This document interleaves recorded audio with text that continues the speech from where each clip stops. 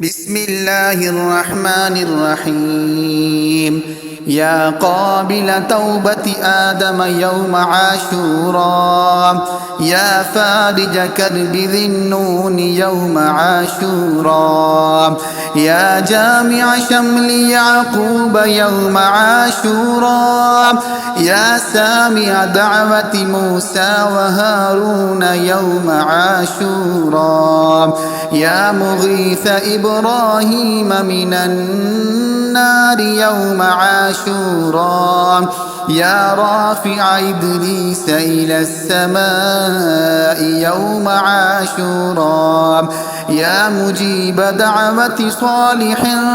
في الناقة يوم عاشوراء يا ناصر سيدنا محمد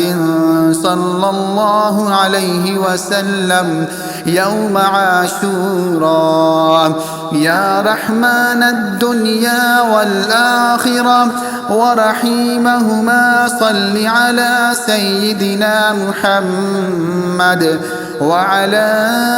آل سيدنا محمد وصل على جميع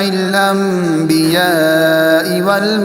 والمرسلين واقض حاجاتنا في الدنيا والآخرة وأطل عمرنا في طاعتك ومحبتك ورضاك وأحينا حياة طيبة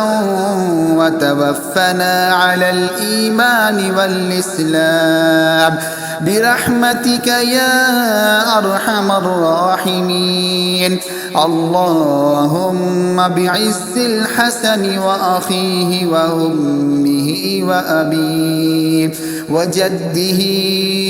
وبنيه فرج عنا ما نحن فيه. آمين يا رب العالمين يا أرحم الراحمين.